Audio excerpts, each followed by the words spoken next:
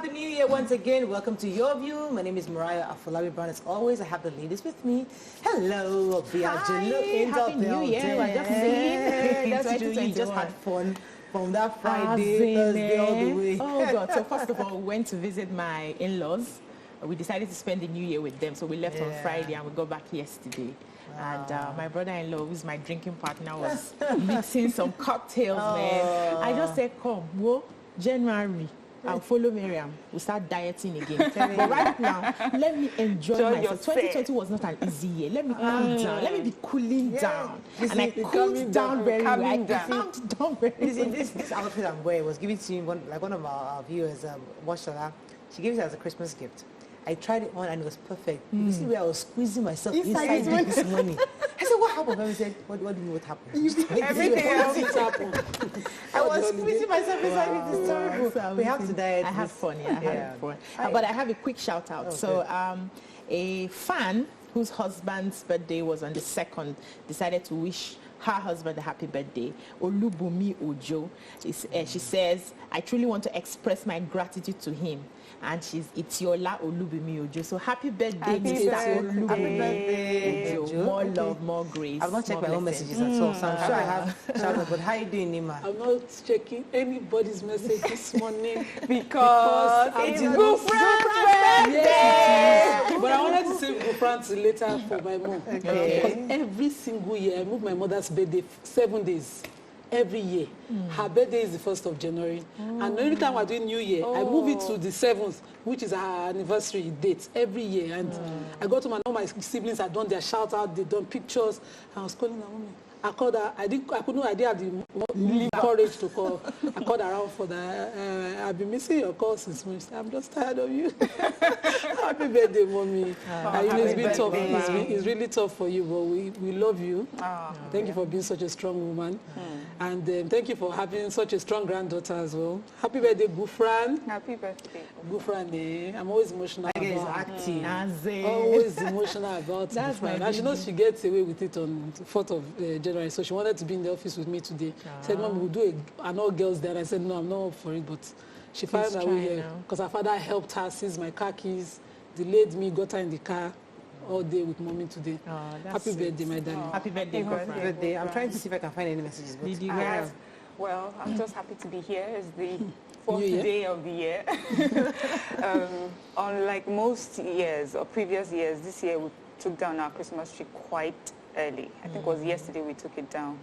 I don't know, I just feel like this year we just need to get up and get moving. Like so many things we had to, just get up and get moving. So with that in mind, I hope we're joining Lifestyle with ML. January program is starting on the 9th.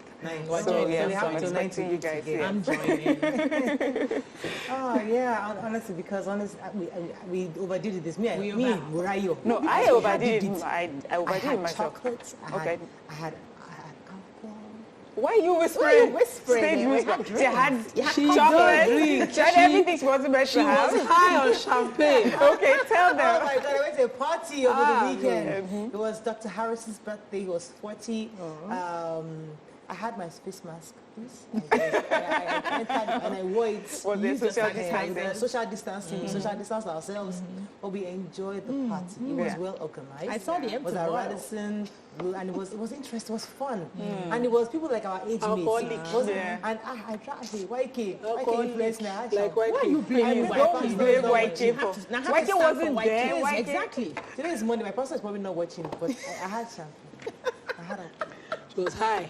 Stop blaming YK. Why was YK? So it's YK is the role model. Pastor is Miss YK. YK caused it. I'm not making she taught me how she to. wasn't at that party. YK not follow you go party. But yeah, we had fun over the weekend.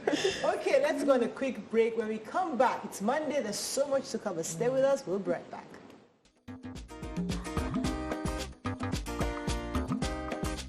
Stay tuned. Your View will be right back. Right, we'll start with the nation. COVID-19 spike, FG considers another lockdown. Rape allegation, Abiodun suspends commissioner. Akeredolu mourns his aide.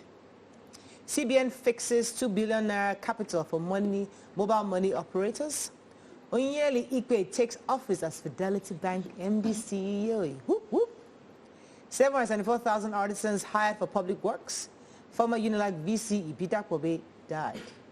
Okay, which story are we taking? Major headline. Major headline, yes. Yes, so the Presidential Task Force on COVID, or coronavirus, they're saying that there may likely be another lockdown because of the rising cases of those infected by the virus, and that many Nigerians just do not seem to be taking this thing so seriously. We have this particular strain has like even worse fatalities compared to the first time around, but they do not want to go ahead with the lockdown because, of course, everyone is complaining about the economic recession and everything, but it's saying that the task force is saying that the only way we can avoid the lockdown is if we all put our heads together and follow the guidelines, wear your face mask, use your sanitizer and everything like that. And also, NMA is coming for schools. They are very upset that some schools have gone ahead to resume, even though the task force is saying that they should wait until the 18th. And they're saying they just have too many numbers for us to ignore. And that it does not mean that because there are schools, a lot of people say, well, the assumption that children would not catch it or they're immune to it. But the truth is that there are children who also have comorbidities like hypertension, diabetes. Those children can be affected. Those children will be taught by adults, who are teachers and things like that. Let me link that to the story on the governors that refused to accept the January 18th lockdown. They're saying that it's for states that are like the epicenters, like the Lagos, Abuja, and others, that their states, they've been able to manage it so far according to the governors of the state, and they're going ahead to resume on January 11th as planned, and they're not going to wait till the 18th. Even and also, and also, in addition to what Dr. Ali was saying, that in the last 1 week, 33 people died of COVID-19. That in itself should show and demonstrate to Nigerians how serious this strain is. So he's insisting that we must adhere to the guidelines. The governor deferred, saying that this is a federation. So you, as a federal government, you can give an advice open on the 18th. What's the guarantee that even on that 18th, COVID-19 must have left? So states will work according to what they see and adhering to the protocols. Well, let me take the 774,000 jobs. Artisans that are being hired by the federal government over the 774,000 local government. So it's going to commence tomorrow. They'll be paying them 20,000 naira each monthly for 3 months. And some other logistics, Have they reduced? I thought it was 30. No, it was 20. I can't remember 30. It was 20. So the other logistics were not mentioned immediately. But they are also saying that the jobs these artisans are going to be doing, they are going to be handling the infrastructure, they are going to be cleaning out the gutters, the market. So we are going to see what these artisans will be doing. Okay, let's take that final story, the MDC. Yeah, so celebratory news, we must congratulate Nneka Onyeli Ikpe, who is the new MD. Congratulations. So she takes over from the former MD Nnamdi Okonkwo, who retired 31st of December as the new MD CEO. She has over 30 years experience in banking across several other banks. She joined Fidelity Bank in 2015 and has continued to rise. Now she's... We need to invite her as a guest. We like to have... These are the kind of women we like to speak to. Women that they walk up. So please, somebody should link us up to her. We'd like to have a conversation. I'd love to meet her personally. Okay. The Punch. School resumption, I think we discussed it. Oyo, Rivers, Sokoto, 4 others. Sean Federal Government's directive. NAF, that's the Nigerian Army Air Force, actually launches exercise Tamaiko Yazu to rescue personnel in danger. 2 dead as cultists clash in Lagos. Bandits killed 19 in Kaduna New Year attacks. Abiodun suspends Ogun Commissioner for alleged sexual harassment. We have not been informed of COVID-19 offenders' travel ban, says NIS, that's the Nigerian Immigration Service. Okay, which story are we taking? So the Commissioner for Environment in Ogun State, Abudu Balogun, is trending, I must say. Was trending over the weekend on allegations of sexual harassment by a young lady called Barakat. She's a student of Victory Model College. She's a young, under 16. She's just approaching, I think, between 15 and 16. And in a very, very Nollywood movie kind of arrangement, she found her way to his house and you know, for she not only the alleged sexual harassment, but some form of incantation on this poor young girl. But thanks to touch her head. According to her, he tried to touch her head. Yes, he tried to. Governor Dr. Abiodun has said, step aside, suspended, while you're investigated, so that you don't taint the investigation, and that is more than honorable. Yeah, that's honorable. Yes, on the part of the sir. governor. Yeah, that's interesting. Like, that's what we would like to hear. You know, step aside, let us investigate. And I'm sure this investigation will not take us forever. 7 years. Yeah, so 600 years. As I'm waiting for the one in the Cross River, is there no Akwa Ibom? You know what I love about the girl's account? She knows the names of everybody. She knows the house, girl, the address. The woman that involved the hosting, in fact, the teacher. If they say, Auntie, take us to where they took you. She will. Take us to the room they took you. She will say, this is the room. She was very clear. That's why it's good to educate Let's move on. That's why it's also good to educate our children. Yeah, smart to speak. Then another story in Kaduna State, yes. sad story. So over the course of the weekend, from Friday up until Saturday, bandits attacked a local government area in Kaduna State, particularly Kaya village in Giwa local government area. About 19 people were killed. So they had come in and they abducted 2 women, volunteers, you know, that also support military action, went into the bush after these people. The next day, people were searching and found out that one of the leaders of these volunteer groups had been killed. But the military police also was deployed. They were able to sort of exchange fire. I think a few of them, of the bandits, were killed. Then on Saturday, they drove into the area on bikes with AK-47 rifles, shooting sporadically. Sad. Yeah. I mean, it's January 2021. We're still saying the same thing, reading the same stories. Okay, moving on now to Daily Sun. COVID-19. Adeboye blasts federal government and can. I don't remember him blasting anybody. Please choose your words carefully. Sanwo-Olu defers civil servants resumption. Fresh strike looms in varsities. Nigeria worse than it was 6 years ago since APC chief term. And 2 Southeast governors may join APC soon, says ex-senator. Okay, strike. Yeah, so Sanwo-Olu has asked the civil servants from level 14 and below to stay at home till January 18th because of the COVID-19. And but he's saying that the first responders, people who are on special duties, is it what they call these our duties that we do? That, they essential workers. So they are the ones who are going to be going to work till now. And so it's just for us to observe and see how the figures come down, if we're going to be having our figures drop from the COVID-19 virus before resumption is made. That's basically it. Most commendable is the fact that they would even get a directive today on the Zoom meeting showing us other governors how, you know, things can be done without necessarily insisting on people coming to put themselves at risk. Adeboye is, according to the report, they said he is blasting or lambasting Khan and others who were sort of supporting federal government directive on the time that crossover services should end. So the time was 10 to 11 p.m. I think, and it was like, that's not a crossover. It's like you're crossing over into 2020 and, you know, God forbid. So it was better, he was advised that it was better to cross over in your homes than to go to these churches and then you're crossing over into the same year we're trying to run away from, you know, 10 to 11. And then he says, just, you know, churches have been doing it and everyone should just keep doing it, follow the protocol, wear masks, sanitize, wash your hands. And then he talked about social distancing. This I found funny.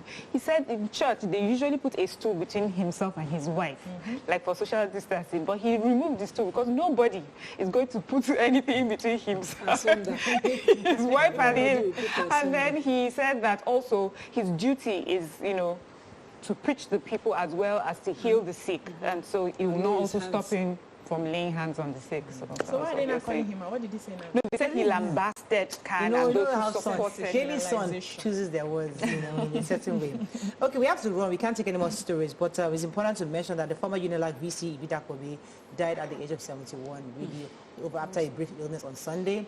Was quite popular. We knew him during his reign, and was one of the foremost leaders, VC, of of Unilag, University of Lagos.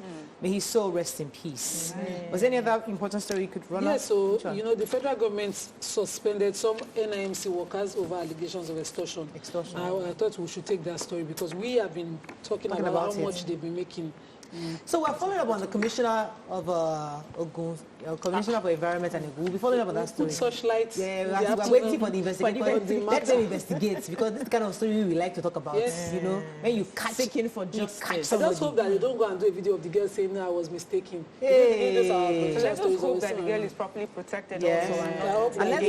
And I hope she wasn't lying also. Let's both sides. Yes. Let's also pray that she wasn't being used. I'm not certain she's not lying, but what I'm afraid of is that politicians will say that she's being used for... They have said it already, yes. She's a politician. She's the minister of more party. These are politicians. I thought they whip up the story. He's a commissioner. You should not go and do anything. Anyways, we wait for the investigation and see what happens, and then we'll be able to talk about it. Because many people are asking us on social media to talk about it. We can't talk about it yet because it's an investigation. So have facts. Afterwards, we'll discuss it. Now, let's go to break. When we come back, the one that we want to talk about is this matter of the Kaduna State, where they demolished a building that was allegedly supposed to be used for a sex party. What are your thoughts on this? Unfortunately, our phone lines are not working, but you can send us messages via Facebook and Twitter. We'd like to hear from you. Stay with us. We'll be right back.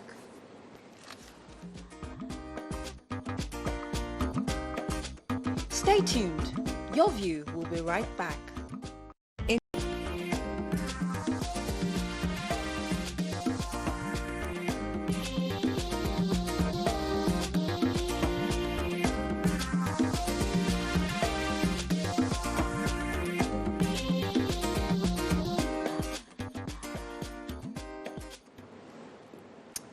Thanks for staying with us. So our hot topic today is about the story that traded over I think last week or over the weekend, concerning a sex party that was supposed to hold in Sabon Tasha in Kaduna State. Some young men allegedly organized the party, put a flyer online that went viral, and then they've been arrested for that party. Afterwards, we found out that the government of Kaduna State pulled down the venue, the alleged venue for that for the party. Now, the owner of the venue, she's saying it's a restaurant, though the report said it was a hotel. She's saying that she was not aware that they were going to have a sex party at her venue, and that she was totally, that there was a restaurant that she's been having for many years, and it wasn't a hotel. And so the back and forth now between the government and her. We've been waiting for the government to say a few things. Nothing has been said so far officially from the government of Kaduna State. But what we've heard from her so far, we actually have her on the phone, but unfortunately we got disconnected. We're still going to try to hook up with her because we'd like to hear from her again. But I'd like to hear the ladies' views because initially, yes, we heard there was a party supposed to happen on the 27th of December. But the government went ahead to pull down the building of the venue where it was supposed to hold. Is it the woman, the owner of the building's fault of the party, or did the government of Kaduna State act too hastily to demolish? From the stories we are seeing, because I think TVC did a report. Yes. Where they had to go to the Kaduna State, they saw the building. She showed the certificate of registration. So she registered that building and CSC as an event center and a restaurant. So it's not even a hotel, first of all. Now, also, the persons involved, that's the young boys that did the flyer and all of that, did not put a venue in their flyer. They say by the time you pay, it unlocks the venue. So the venue wasn't there. So who gave the government an intel that that place was supposed to be used? That's first of all. So proper investigation was not even properly carried out before that building was pulled down, based on what she is saying and the suspects who are already in custody and what they are saying. So young boys decided to play a prank, according to their story. That they were just talking about it when one of them, who was a tech savvy, just did a flyer and then posted it on Twitter, and the flyer went viral. And then you hear that it's supposed to be somewhere. It wasn't even in that flyer. So in fact, the story is so painful. Even when the one of the suspects came and the guy said he doesn't even know the venue. he doesn't even know the owner of that restaurant or at the event center, that they have no business with each other. According to her, the police took 100,000 naira from her, took another 20,000 to call the suspect and investigate. So they had a proper investigation already ongoing.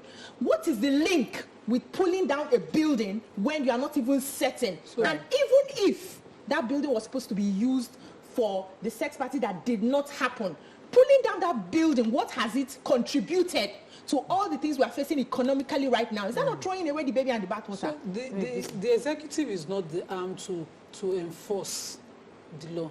It's not usually the duty of the executive. Remember, we had this with Wike when he demolished the hotel for violating the rules, the curfew of his COVID at the time, or the COVID guidelines he gave in Rivers State.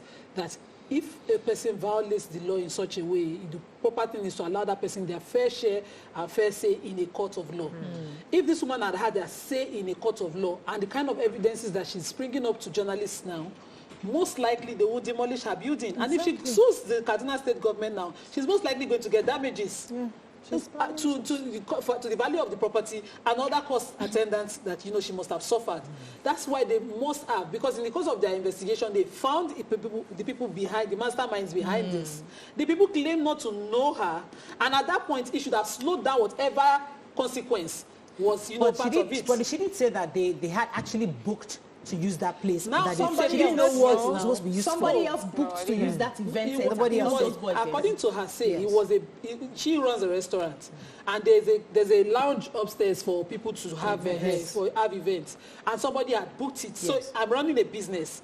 People book my place for business, and the consequence should not be to demolish if there's a contravention. As long as you can find the people behind the booking, why should I be able to pay for it? So I mean, you guys have said everything, but I think the next point would be, why did government decide to do this?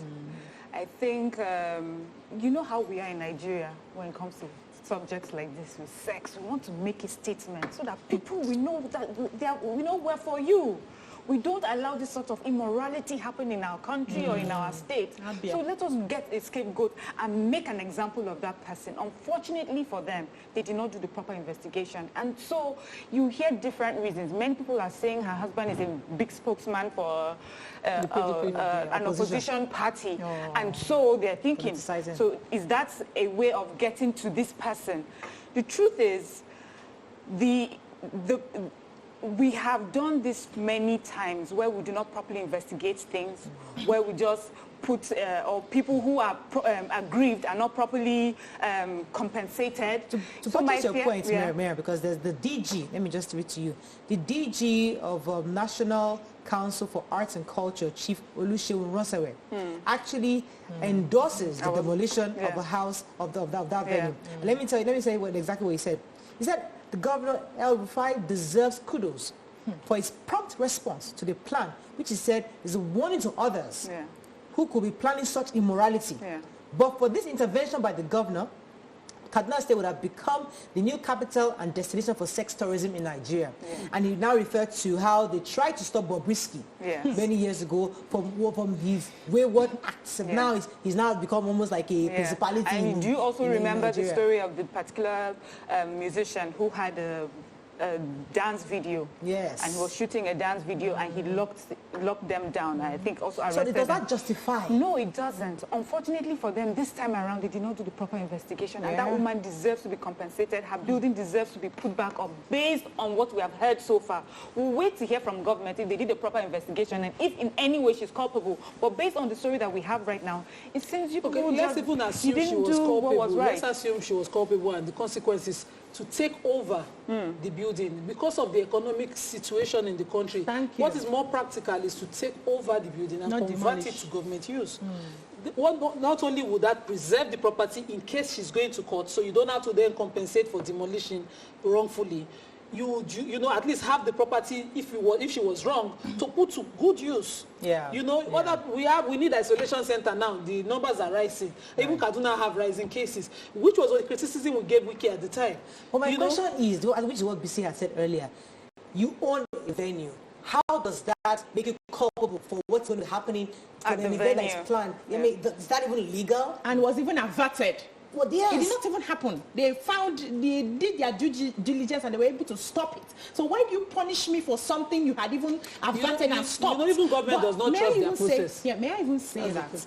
When I say Nigeria is a country of hypocrites, it will look like these young men see you people politicians, pay babes, carry them. You people have all this kind of hidden parties where you do all sort of things. No, hold on. Yes, you cannot be teaching children not to do what you're doing. Do as I say and not as I do. It's not going to work in this generation. Yes, they are the ones that get the Ross babes for you. They are the ones that see how they get their commissions from all of this. Now, if you say you do not want, you are a country of morals, which I disagree, and everybody's pretending, and you say you do not want your country to be turned into a sex, is that how you exactly? Is that how you go about? Did you see those young boys? Did you see the picture? I saw the picture and I felt bad. These boys are boys who are supposed to be in school. They are very clueless, as a matter of fact. Is that the solution? Have you solved any problem now? Because the truth is, you've only given us, giving the young people who are in this kinds of things an avenue to hide, to keep hiding, which they've been hiding from generations to come. You have not solved the problem. You have incurred debt on people who are running their legal businesses. You have not done anything. You haven't achieved Unfortunately, anything. we have to wrap up on this, but I think just like we have agreed here, the woman does deserve to take this issue to court. Hopefully she should get compensated for it. And I think the honorable thing for the government of Kaduna State is to come out to say, listen, yes, we did this hastily, or give us the reasons. Let's even hear from them, because we tried to reach out to them. They refused to speak on this matter. So let us know your position, because no matter how, even if you made the wrong decision, admit it. If you feel it's the right decision, stand by it. But being mute is not the option. I would have so much respect if the governor were to come out and say, we made a terrible mistake concerning this lady, and we're sorry. And many people will also talk about and some of us will be discussing the money they will now have to pay. So that's we rushing up on this matter. We have to come back to another topic, but that's all we can take on this. We await further investigation on it. Let's go on a break. When we come back, we now go into our Let's Talk, which is going to talk about Nigeria. We hail these. Stay with us. We'll be right back.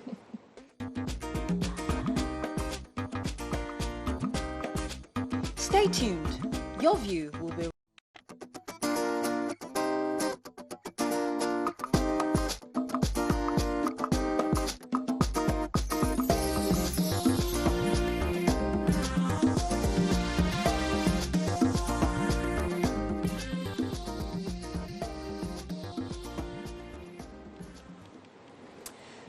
Thanks for staying with us. So before we go into our next guest, there was a part of the story we talked about that we didn't mention where the kids had said that it was a prank. Joking, yes.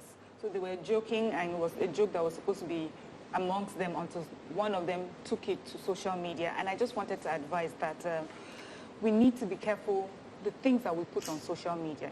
Now, here you are just joking, but your practical joke that would have ended in your household or amongst your friends has put many people in trouble, has cost someone her business, She even claims she lost her pregnancy because of that. So just, as an advice to young people, just be careful what you put out there. You just never know how far it will reach. That's all we're saying. Thank you very much, Mariam, for that. Now, moving on to our next, we have our guest. He's the Senior Special Advisor to the President on Public Affairs. We have with us Ajuri Ngaleli. Good morning, Ajuri. Are you there? Thanks for joining us. Good morning, ladies. I'm here with you. It's a pleasure to be with you. Yes, good to have you. So, Ajuri, we have a lot to talk to you about. And it's because of Nigeria. Many Nigerians are confused about the plans of the presidency concerning a lot of issues on security, economy, trade, and even health, education, and all that, especially with this COVID-19. Ajuri, please, the first thing I'd like to ask is, what exactly is your principal's plan concerning the economy? A lot of businesses are falling apart. Many people are losing money. They're not even sure how or where to invest again in this country. What exactly is the plan for this government concerning our economy, especially because I think 41% of our budget now is on recurrent, and I think about 30% is for capital projects. How do you expect to spend this money judiciously going forward? Thank you very much for this opportunity. Let me just say that there's nothing more paramount right now when we talk about the economy than the issue of job sustenance and job creation. I say job sustenance because we're in a season where we're losing jobs as a result of the impact of COVID-19 on the economy. And we're trying to ensure that as many jobs are sustained as possible. So under the leadership of President Muhammadu Buhari, this administration put in place an unprecedented measure, what we call the Survival Fund, in which we have been able to save well over 400,000 jobs as we speak, across about 100,000 MSMEs across all states of the Federation. In effect, what we do is we send digital payments into the accounts of employees of MSMEs across the country where their owners or the founders of those MSMEs had applied for the Survival Fund. So we're paying the salaries of their workers over the course of the next few months to ensure that those jobs are sustained. But sustaining jobs is one thing, creating jobs is another thing, and we're focused on both. So on the issue of job creation, we are obviously, tomorrow is a big day for us. We're launching the National Special Public Works Program where, of course, we have recruited 1,000 young people across every single local government area of the Federation. 774,000 young people will be employed, building very strategic roads that we've identified, linking farms to markets, linking industries to ports, and several other measures that they'll be, involved in conducting. So we have a series of measures. One of them, another major one, was just yesterday. I'm sure maybe you would have seen it on the news when His Excellency, the Vice President, Professor Yemi Osinbajo, went to go and inspect the finished, kind of model of the social housing program scheme, where we're constructing 300,000 jobs as part of the economic sustainability plan over the course of the next 12 to 16 months. These 300,000 homes, the construction of them will create 1.8 million direct jobs, and these are Nigerians who are going to be registering on nshp.gov.ng, the website, whether they're an artisan, an engineer, architect, quantity surveyor, accountant, any profession within the construction subsector. You go to that website and apply, and you will be constructing 300,000 homes across the country for your fellow Nigerians. Okay. Let me go ahead. Okay, so we have a lot of, there are a few, capital projects that are sort of on hold, especially with the rail lines, or haven't been finished yet. Are these things that are going to be finished this year? And I'm asking this because, the economic situation that we all are in, and many people are asking the questions, where should we channel our resources now? Are we channeling it to capital projects that are already on ground? Are we taking away from that? And, like the project you're just talking about that the Vice President was speaking about, those are concerns that we have. We're just worried that because of what we are struggling with right now, there may not be enough to go around. Yes, thank you very much. It's a valid concern. For those who may not be familiar with the specifics of the budget and what we've put in place to fund the budget. For the first time, really, I believe in our history as a country, well, certainly since 1999, we have been able to achieve with the 2020 budget, by March this year, we would have achieved a 100% budget execution, both across recurrent and capital.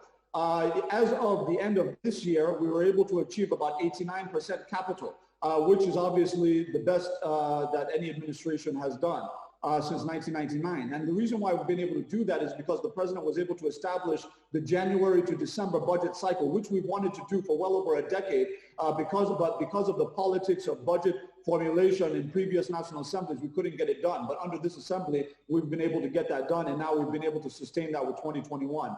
The reason why that's important is because when you put in place a plan for capital projects and you have your budget cycle regularized, what it enables you to do is it provides predictability for contractors who maybe in the past, when you had an irregular budget cycle, they're not sure what they're going to get. So you can say, okay, we've budgeted 10 billion for this particular road within this year's budget.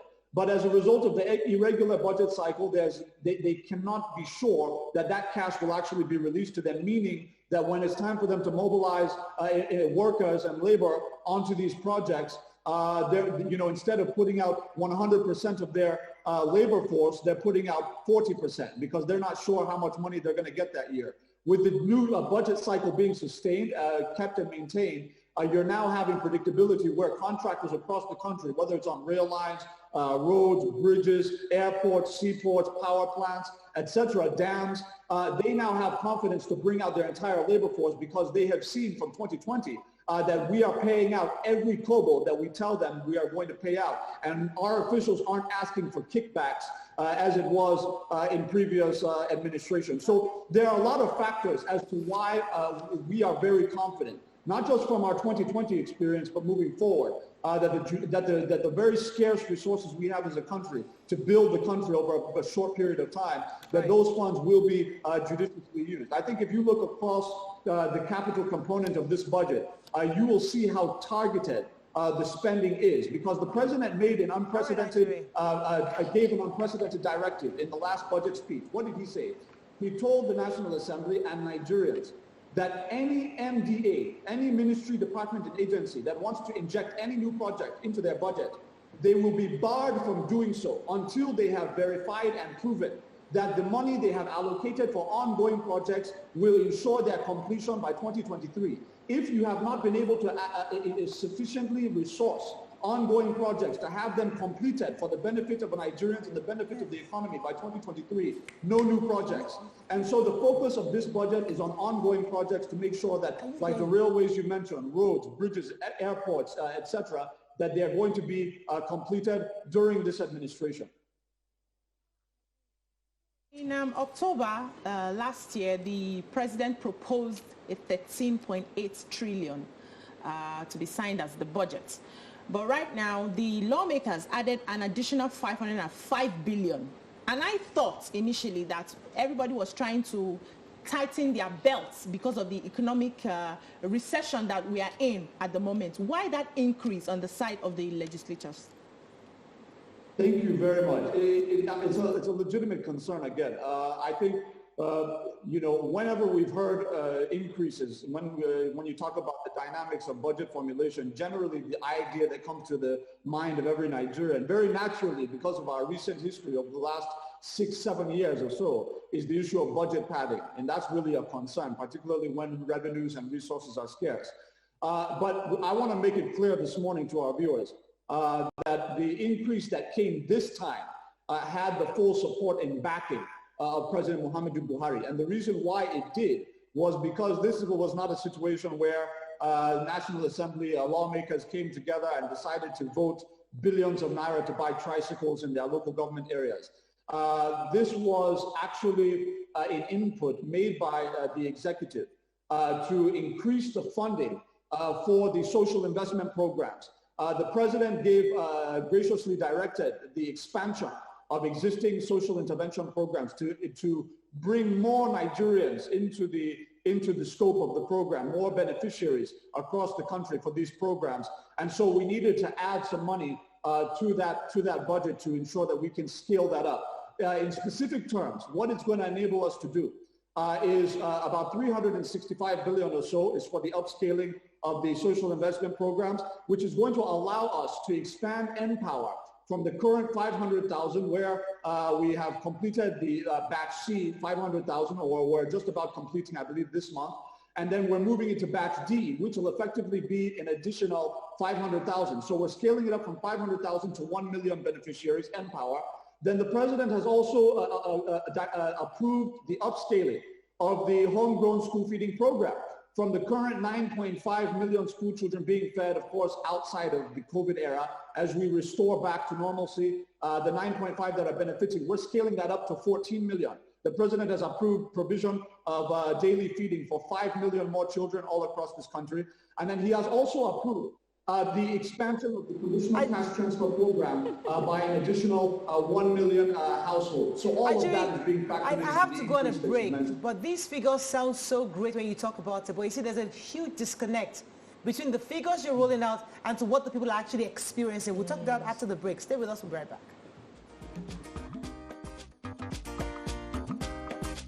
Stay tuned. Your View will be right back.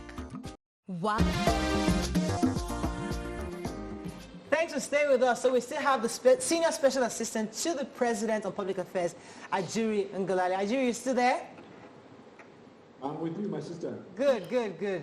Let Nima jump in here for a moment. Go ahead, Nima. Ajuri, I heard you on, how the government is working so hard to bring Nigeria back economically or get us to the point of glory again. But then the president also mentioned that, saying that he will lift millions of Nigerians out of poverty in his New Year's speech. And I'm wondering, with all the trader money, all the empower, and all the people who depend on this, policies that you talk about, those who are working on it, especially the empower, I can use that one as an example. Yeah. How have you yourself, as a government, rated the effect of the monies you're pushing out? So we have the Ministry of Humanitarian Affairs giving out cash, have you gone around Nigeria to take the pulse of people or see whether the money is safe, they turn out results? Is it working? And even the school feeding program too. Is it working? Are these things working? Are Nigerians happy? Yes. Thank you very much.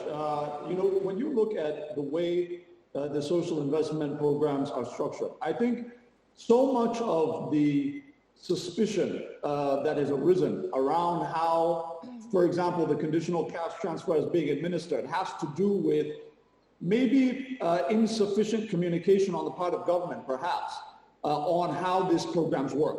We work very closely with the World Bank to formulate a process that is based on a targeting system where we involve, and this is a non-partisan effort, where we involve traditional leaders, not just traditional rulers, but also leaders in the community, market women, etc., who identify the poorest households in these communities. It is on the basis of that process that we identify the beneficiaries. It is only after they have been registered and they go through a formalized process, that is a process that is being monitored and evaluated by our partners at the World Bank, that they are now able to receive the cash. But because of, I think, insufficient maybe communication and understanding across the public domain, there's this idea out there that this is some kind of whimsical, arbitrary process by which a minister goes out and just hands cash to people. Whereas this is something that is properly structured and properly monitored. And that's why these programs that we're talking about, it's not just an APC program. This is a Nigerian program from a Nigerian administration to the Nigerian people for the Nigerian people. In order not to misunderstand ourselves, help me clarify. What I meant was, has this in any way reduced unemployment? We had an increase in unemployment. We have an increase in inflation. You're giving out money. Are you necessarily changing the situation of the people, Let me add to that. So since you have World Bank doing your M&E, what reports are they giving to you to show and evaluating what you've done so far? World Bank is not here. What model are you using to critique yourself, to evaluate yourself and see whether your policies yield results? Or don't you think you should change them if they're not working? That's a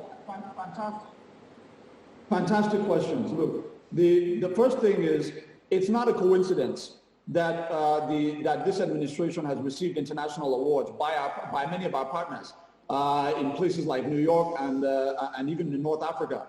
We've won these awards on the basis of what they have seen us do, not on the basis of what we said we did. And that's the difference. When you have people, like the World Bank is on the ground in this country, they have a country office. We are working directly with them.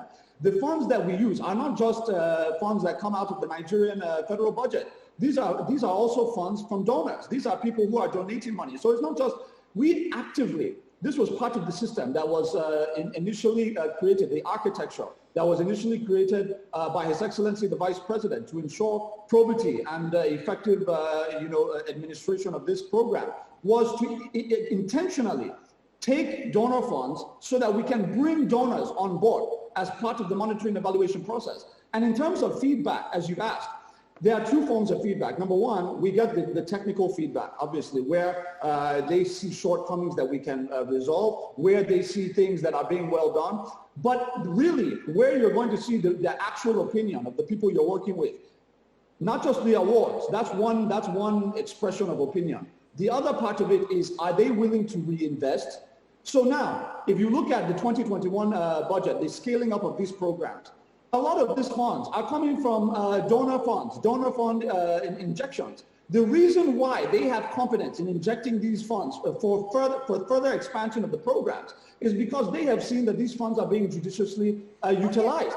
You asked the question. I get your point. You see, Ajuri, you know why I like you? Because I think... you asked a critical question about the issue of whether we're making dent on unemployment. Yeah, now, you've answered the question. Where we are with unemployment, and there's no doubt about the fact that we have an unemployment problem in this country. When you have well over 1 million young people coming into the labor force every single year, right, you are going to have a situation where even if you created 500,000 jobs that year, or I'm just using a figure, if it's not up to 1 million and exceeding 1 million, that means the unemployment rate, no matter how many jobs you're creating, if it's not up to that, the unemployment rate is rising, meaning that you have to create more than that. That's on the one side. On the other side, we have an issue in this country of statistical process management, data management. One is that if you look at the statistics coming from the National Bureau of Statistics, and this is a real problem that we are working very closely to address, is we do not yet have an accurate measurement of the informal sector of this country. And we know that the informal sector is dominant in rural communities across this country, and even within our urban centers. Right now, if you are owning a small stall in a market, or if you are owning a shop in a rural community, and you are earning well above the poverty range of $1 a day per average, and many of our people do, they are not being captured in these NBS statistics. And that is a major problem, because if you're only capturing people who work at TBC, or people who work in the presidency, or people who work at MTN, or Shell, or any of these well-known private sector companies where you clock in, you sit down, you pay your tax, if that is what we're capturing, then we're not going to have an accurate picture of how many jobs are being created, how many people are being empowered, and what our actual poverty rate is. And that is a major problem. Okay, Ajuri, I've heard everything you said, and I understand most of it. But now that we finally signed the Africa Continental Free Trade Zone, how do we benefit from this new exposure? Because we're happy that, yes, we can now export some of our goods to other African countries seamlessly. But how will it benefit our economy? Could you shed some light on this for us? Thank you very much. So with the implementation of the African Continental Free Trade Agreement, you're talking about a trading bloc of approximately a combined GDP of about $3.3 or $3.5 trillion. It would be the largest in the world once it's fully actualized. Really what we stand to benefit from it is obviously the elimination or at least drastic reduction to elimination of intra-African trade barriers such as import tariffs, et cetera, et cetera. Some of the things that have been put in place we are particularly positioned to benefit from it now, as opposed to, say, 2014, 2015, because of the president's action in relation to the ECOWAS sub-region on the issue of the multi-billion-dollar illicit smuggling that was going on before the president took the courageous decision in August 2019 to close the border.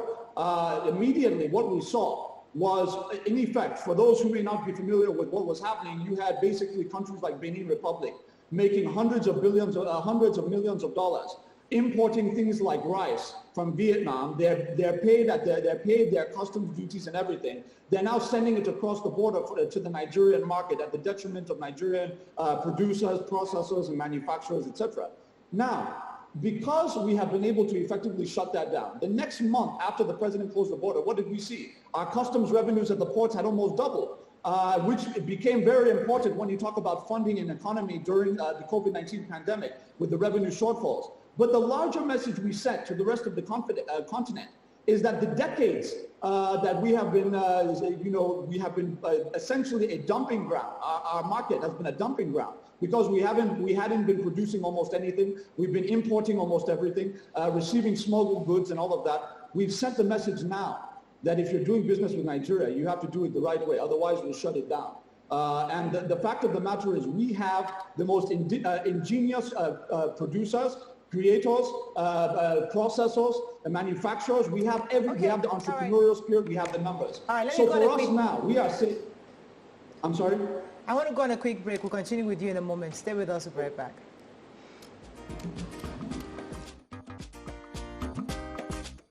Stay tuned. Your View will be right back.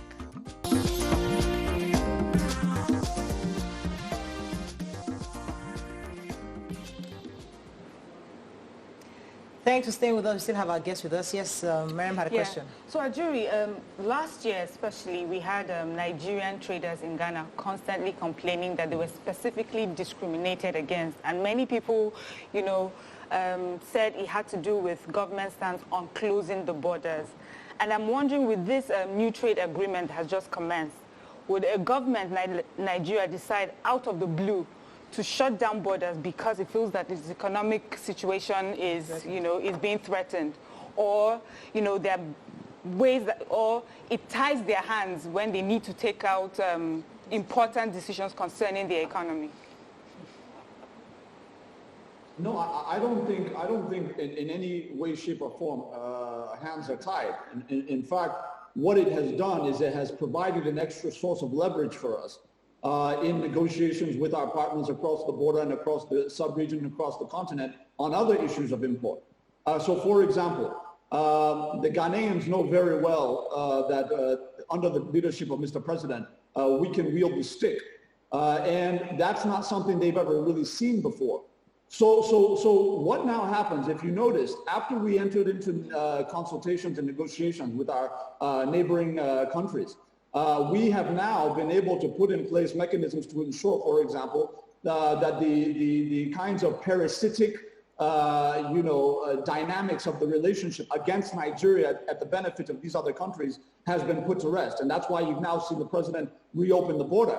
But it's not purely an economic issue when you talk about issues of xenophobia. If you recall, when South Africans were engaging in their nonsense for 2017, 2018, when it got really bad, the borders were open. We didn't have any issues where, you know, in terms of economic tit for tat when that was going on. That just had to do with the socio-cultural disposition of their people.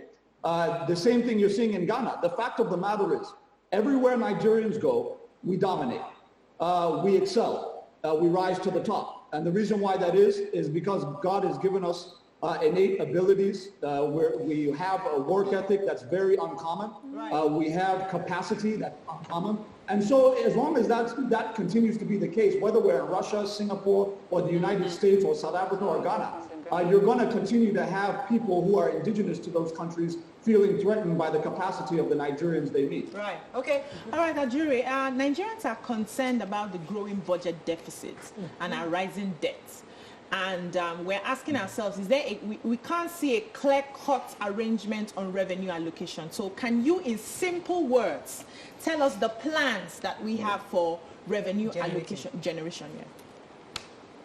Absolutely. Fantastic. Thank you very much. So a major part of this is the finance bill that it was put in place in 2019, and then the second one that has now been put in place again in 2020, which is like a deepening of some of those amendments. First of all, in the first finance bill, what we did, very intentionally, and this was before we knew COVID was coming, was we put in place exemptions for MSMEs in this country, tax exemptions for MSMEs earning less than 25 million naira in a year in annual profit. They are now paying 0% company income tax.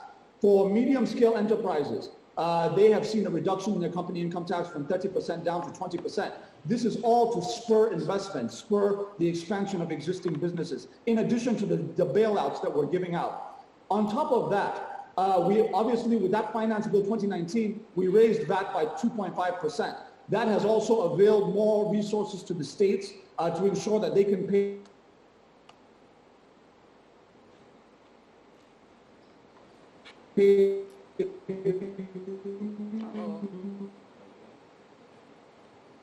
Right. So we're trying to get our jury back. While we're waiting, Just a few tweets. Okay, so Nigerians are not smiling. Go bad speaks. Mr. Jury needs... We had 13 million taxpayers in this country in 2015. As we speak now, we have well over 30. So we've been able to expand the tax base, and that has been critical in terms of raising our revenue base and our capacity to support our budgets. But to your point, we are not yet there. We're still operating a budget deficit, which means we have to borrow. That is why the president is saying all the expenditures must go to existing ongoing projects, only those which will add economic value to the life of this country. So what do I mean? The expansion of Lagos-Ibadan Railway into Apapa Port, very strategic. We're going to be decongesting Apapa Port by use of the high-speed rail line, taking containers off of the roads onto the rail lines where we're building a dry inland port in Ibadan to off-take the containers. We have airports, seaports, power plants that we're investing in within this budget. Obviously, the rail lines, the new rail line that we're building from Ibadan to Kano, the extension of Lagos-Ibadan, that is also ongoing. And we also have 200 billion naira that we're paying counterpart to start the construction 3,000 megawatt Mambila hydropower project in Taraba. So there is a lot in this budget that's going to add value to the economy. So we are saying, if we're investing money in capital projects, let it be projects that will pay back because of their importance to the development of the economy.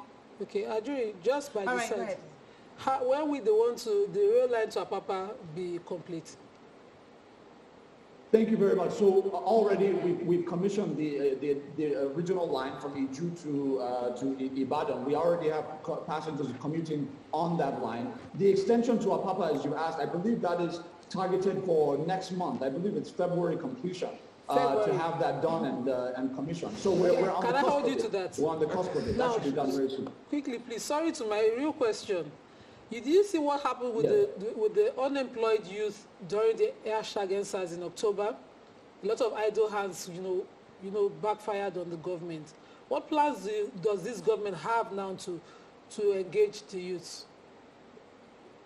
Thank you. So aside from the expansion of Empower, because we know 500,000 to 1 million is not going to get it done on its own, aside from the 774,000 jobs that we put in place through the Special Public Works Program that's kicking off tomorrow, we're also putting in place, we're also putting in place the very critical measure of the economic sustainability plan's implementation. From the housing scheme, 1.8 million new jobs targeted at youths.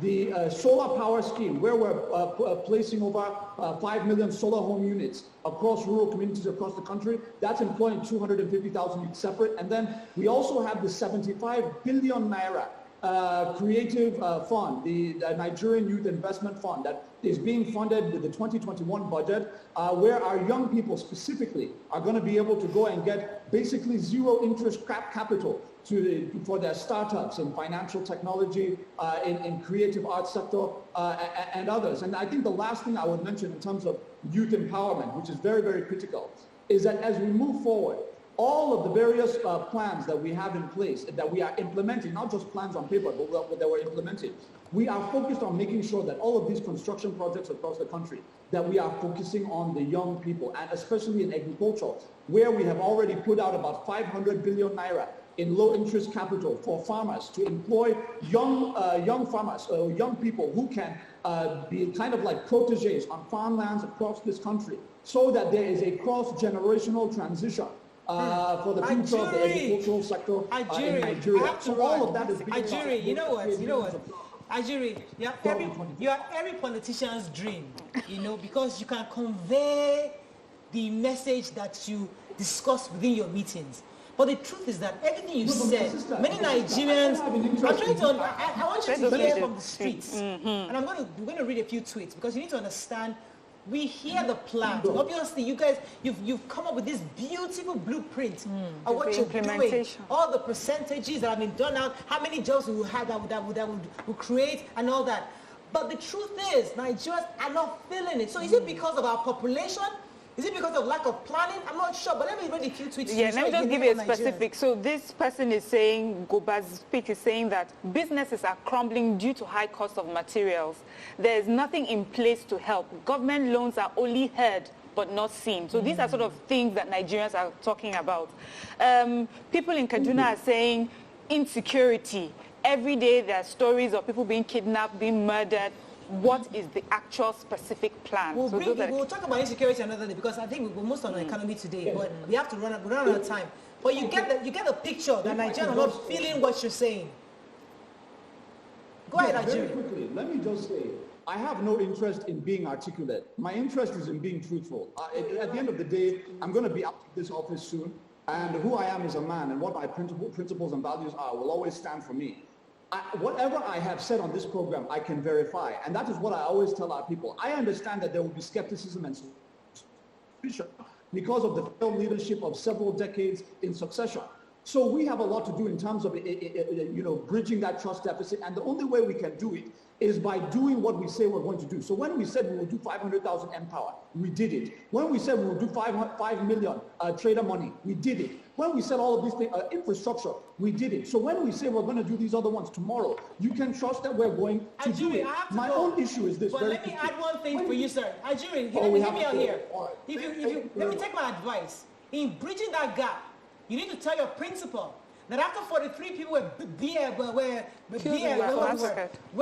killed and massacred, slaughtered, he should have spoken to us. That would bridge the gap. We need him to speak to Nigerians. That's one of the first things Nigerians expected from your principal. So if you tell me you're bridging the gap by creating these jobs, we've not heard from our president. There are so many things he's not doing. We hear he's doing, but he's not telling us he's doing. And we don't feel it. We don't feel it, Andrew. So we need you to bridge the gap properly. We need the human face to the bridging of the gap. Recognize that all these economic plans that I've discussed with you, yes, the president was he spoke in deeper detail during the budget speech where he provided all the insight. If you want to talk about the president speaking out to the public, not just Independence Day, on New Year's Day, laid out the fact that yes, there's insecurity. Yes, he's hearing Nigerians. He said it, that I'm hearing you. And even those of you who disagree with me and my policies, I respect your view because all of us are looking for the best interest of this country. He's listening to Nigerians. He's communicating to Nigerians. But I think that many people who don't want to hear him don't hear him. But he is speaking. Okay, so we have to wrap up, Ajuri. But it's nice having you. I mean, you should get additional job, actually. I would recommend you for additional job easily, because I think you are able to... No, don't say that.